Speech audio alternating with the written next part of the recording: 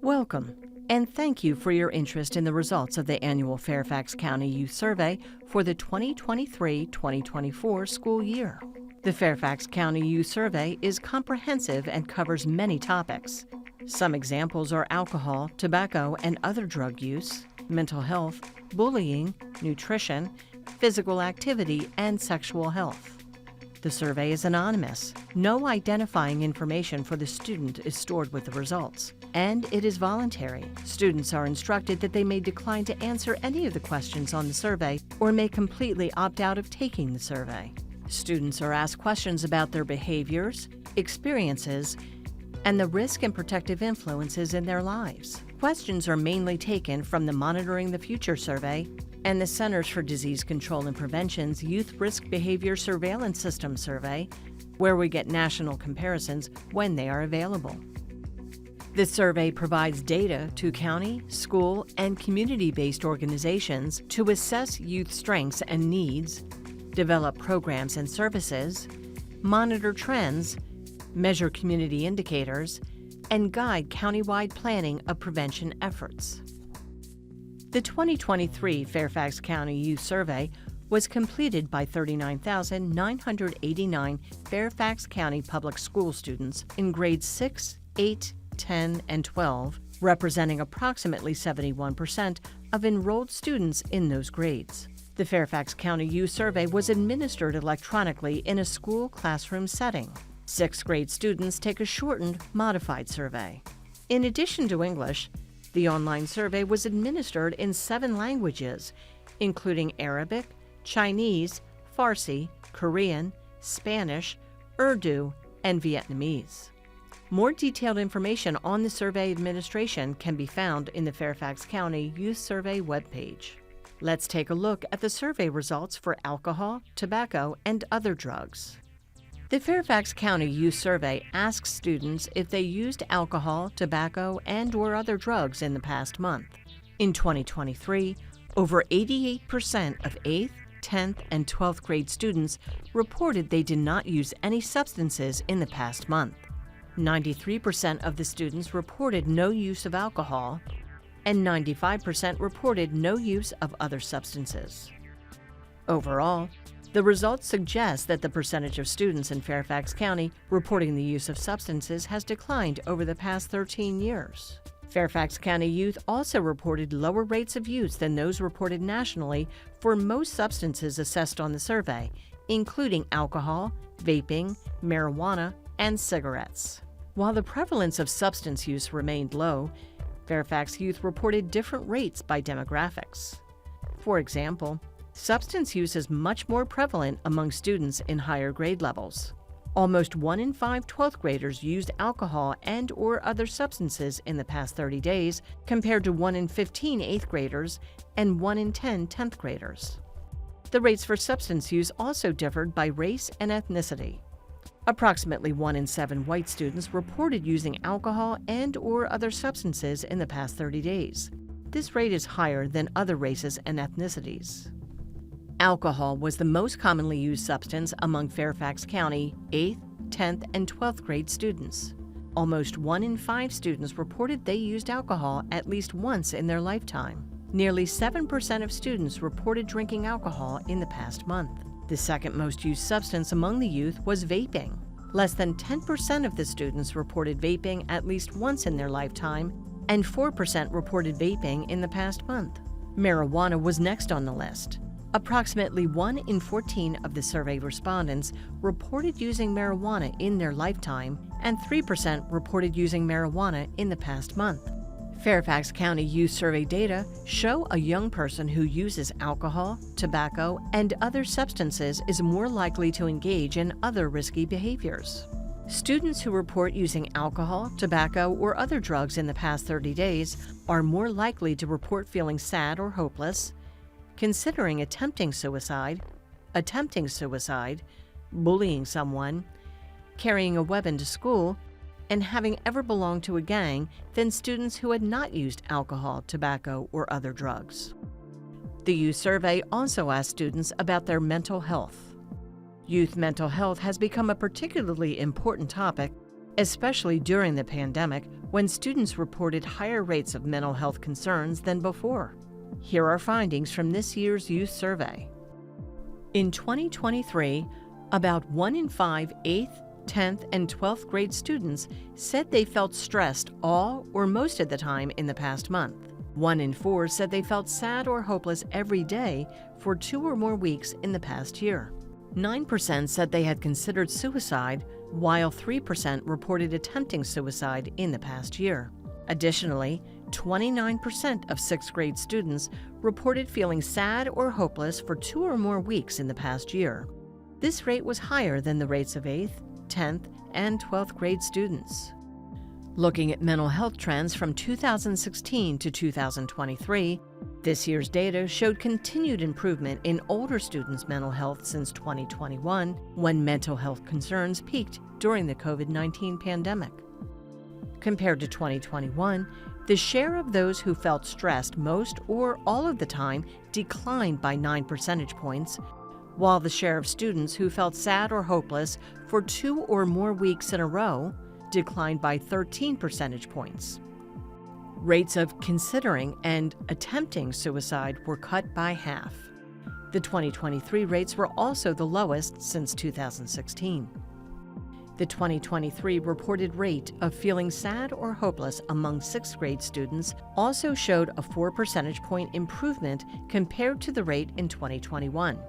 However, this year's rate was higher than the reported rates from 2016 to 2019, which ranged from 21% to 25%. It was notably higher than the 2023 reported rate of feeling sad or hopeless among 8th, 10th, and 12th grade students. The rates also differ by gender and race ethnicity. For 6th, 8th, 10th, and 12th grade students, female students were more likely to report mental health concerns than male students. In 2023, around 1 in 3 female students reported feeling sad or hopeless compared to less than 1 in 5 male students. Meanwhile, some racial or ethnic groups are more vulnerable than others. Hispanic students were most likely to report feeling sad or hopeless in the past year, with 39% of younger students and 29% of older students reported feeling this way. In summary, while the mental health data suggests improvements since COVID-19, mental health continues to be a public health concern, with some groups being affected more than others. The next set of slides summarizes the findings on physical health and nutrition. The youth survey asks students about their physical health and nutrition behaviors. In 2023, among 8th, 10th, and 12th grade respondents, 38% reported being physically active for at least an hour for 5 or more days in the past week. 45% reported using their computer for non-academic purposes for 3 or more hours a day. 32% said they had 8 or more hours of sleep. 13% ate fruits and vegetables 5 or more times a day. 29% had some sweetened beverage at least once a day. 6% went hungry in the past month due to lack of food in the home. And 9% went without eating to lose weight. The results differed by gender and age. Female students were less likely to report being physically active and getting enough sleep at night. They were more likely to report weight loss behavior. Meanwhile, male students were more likely to consume sugary drinks daily. Older students were less likely to report being physically active, getting enough sleep at night, and consuming fruits and vegetables than younger students. Among various racial and ethnic groups, Hispanic students reported the lowest rate in engaging in regular physical activity and the highest rate in screen time use. They were also most likely to experience food insecurity or hunger due to lack of food in the home and engage in unhealthy weight loss behaviors. Black students reported the lowest rate for daily fruit and vegetable consumption. They were the second most likely to experience food insecurity and engage in unhealthy weight loss behaviors. Meanwhile, Asian students were least likely to report getting 8 hours or more of sleep on an average school night, while white students reported the highest rate for regular physical activity. Finally, we turn to bullying and aggressive behavior. Fairfax County students were asked their experiences of bullying or having been bullied on school property, cyberbullying, or having been cyberbullied by a fellow student in their school, and whether they said or had received derogatory comments about their race or culture. Across these behaviors, the reported rates of experiencing bullying and other aggressive behaviors were substantially higher than committing them. For example, 6% of 6th grade students and 4% of 8th, 10th, and 12th grade students reported bullying someone on school property. In contrast, 25% of 6th grade students and 10% of 8th, 10th, and 12th grade students reported having been bullied by someone on school property. 6% of 6th grade students and 4% of 8th, 10th, and 12th grade students reported cyberbullying a student attending their school. Meanwhile, 13% of 6th grade students and 7% of 8th, 10th, and 12th grade students reported being cyberbullied by a student attending their school. Similar patterns were observed for derogatory comments. While 18% of 6th graders and 17% of 8th, 10th, and 12th graders reported saying something bad about someone's race or culture, 44% of 6th graders and 37% of 8th, 10th, and 12th graders reported having something bad said about their race or culture. The youth survey also yields the following demographic insights. 1. Younger students reported higher rates of bullying and aggressive behavior. Younger students were more likely to commit and experience bullying and other aggressive behaviors than older students. Across all behaviors, the rates were the highest among 6th graders and the lowest among 12th graders. 2. Female students were more likely to report being a victim of cyberbullying than male students. 1 in 7 female students in 6th grade reported the experience at 15%, compared to 1 in 9 male students at 11%.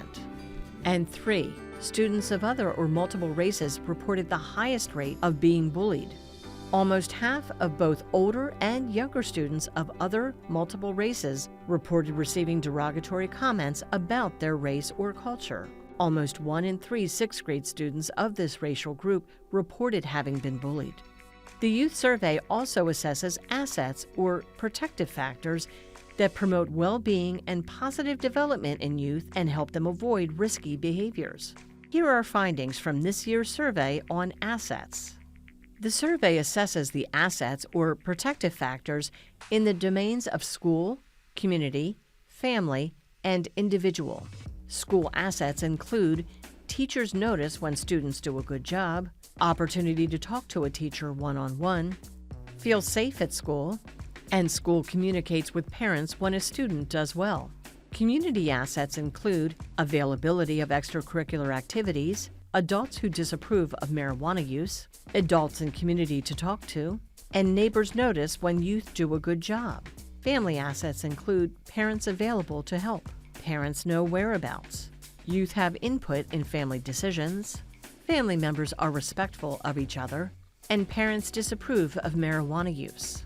Individual assets include regular participation in extracurricular activities, volunteer regularly, follow rules, think through possible result before making a decision, accept responsibility for actions and mistakes, do their best, even for jobs they dislike. Among the assets we have examined, the survey emphasizes 6 protective factors, including accepting responsibility for one's actions, performing community service, having community adults to talk to, participating in extracurricular activities, having teachers recognize good work, and having parents available for help. Data from the Fairfax County Youth Survey show how having just 3 of these 6 assets provides students with the tools to manage stress, make better choices, and develop healthy habits. Through the Fairfax County Youth Survey, we can see that typically the more assets youth have, the less likely they are to engage in risky behavior, whether it's sexual activity, alcohol use, marijuana use, carrying weapons, bullying, binge drinking, vape use, or gang involvement. The more assets a child has, the lower their risk. For example, Of youth who report having none of the 6 assets listed, 25% reported bullying someone on school property in the past year. Of youth who report having 3 of the assets, 6% reported bullying someone in the past year. Of youth who have all 6 of the assets listed, only 1% reported bullying someone in the past year.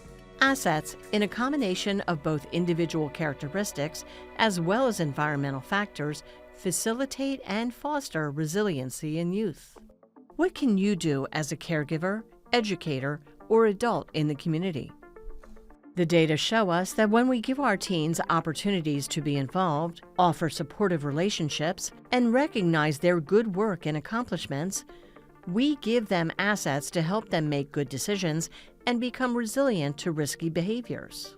Above all else, it is vital that youth have at least one caring, trusted, and supportive adult relationship in building resiliency. Adults can decide to be the one, whether it be from the family, schools, or community. Adults should ask youth how they are doing in school as well as life in general. By listening and providing support, especially when things aren't going well, youth will feel like they are cared for and know what they do matters. When youth are doing well, providing praise and specific feedback is better than just saying "good job." In addition, giving youth opportunities for meaningful participation and pro-social bonding helps build a feeling of community. Helping youth set goals that reflect positive thinking and a belief that they can be successful is important to increase performance, achievement, and well-being. Finally, setting clear and consistent boundaries provides youth with explicit rules on the expectations of behavior. Fairfax County youth who reported that their families had clear rules, especially about alcohol and drug use, also reported that they were less likely to engage in risky behaviors. As a community, we can work together to address attitudes about substance use. Participate in the Community Services Board's SAMHSA Talk They Hear You campaign to educate parents on discussing alcohol use with their teens, and download the SAMHSA Talk They Hear You app. The URL is bit.ly/CSB-TTHY. FCPS provides information on substance use, addiction, and treatment. For more information, visit bit.ly/substance use prevention FCPS. Parents can set and enforce consistent expectations and rules about drinking and drug use with their teens.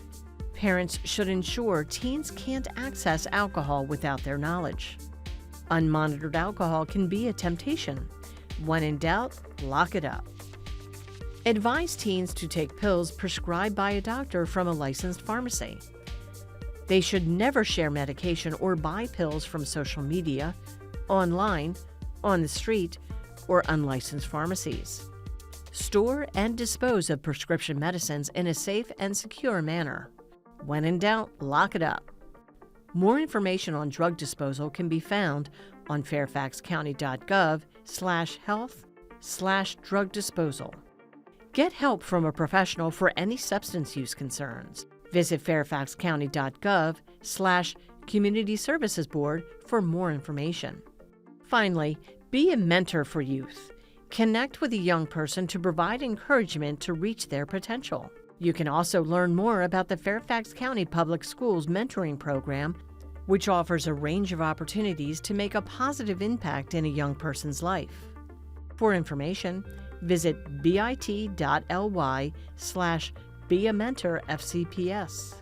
We can increase awareness around mental health issues by becoming certified in mental health first aid, available through the Fairfax Falls Church Community Services Board. Visit bit.ly/fairfaxmhfa to learn more.